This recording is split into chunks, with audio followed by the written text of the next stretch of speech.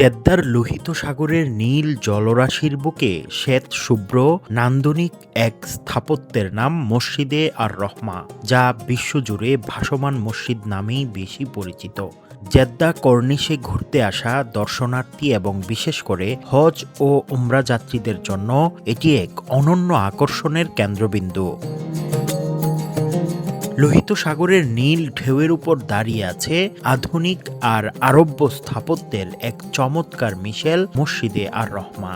১৯৮৫ সালে নির্মিত এই মসজিদটি এমন ভাবে তৈরি করা হয়েছে যে জোয়ারের সময় সমুদ্রের পানি যখন এর নিচ দিয়ে বয়ে যায় তখন দূর থেকে মনে হয় এটি সাগরের উপর ভেসে আছে। আর এই অলৌকিক সৌন্দর্যের কারণেই এটি বিশ্বের পর্যটক ও মুসল্লিদের কাছে এক বিশেষ দর্শনীয় স্থান। ২৪০০ বর্গমিটার আয়তনের এই মসজিদটি দাঁড়িয়ে আছে ৮টি সুদৃঢ় স্তম্ভের উপর।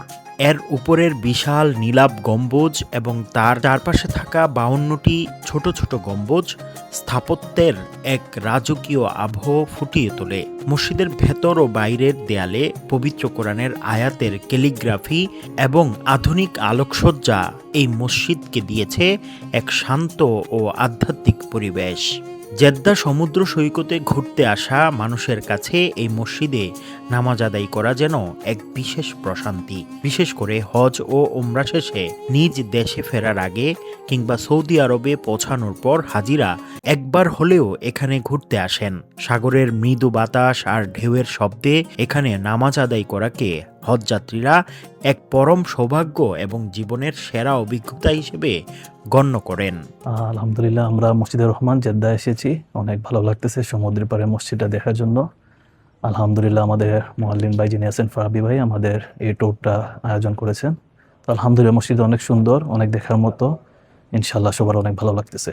এখানে বেশ সুন্দর একটা মসজিদ এবং মক্কা মদিনা সহ ওইসব জায়গায় যে মসজিদগুলো আছে সবগুলোই দৃষ্টিনন্দন এবং মানুষকে আকর্ষণ করার মতো। প্রত্যেকটা মসজিদ এমনভাবে সাজানো গোছানো। বিকেলের সূর্য যখন লোহিত সাগরের দিগন্তে হারিয়ে যায় তখন মসজিদের শুভ্র মিনারে যেন সোনালি আভা ফুটে ওঠে, তা দর্শকদের মোহিত করে। পর্যটকদের জন্য মসজিদ চত্বরে যেমন রয়েছে প্রাকৃতিক সৌন্দর্য উপভোগের ব্যবস্থা, তেমনি মুসল্লিদের জন্য রয়েছে আধুনিক সব সুযোগ সুবিধা। আধ্যাত্মিকতা আর প্রাকৃতিক সৌন্দর্যের এই মিলন মেলা জেদ্দাকে দিয়েছে এক অনন্য পরিচিতি। মুফতি আব্দুল্লাহ তামিম, সময় সংবাদ, জেদ্দা, সৌদি আরব।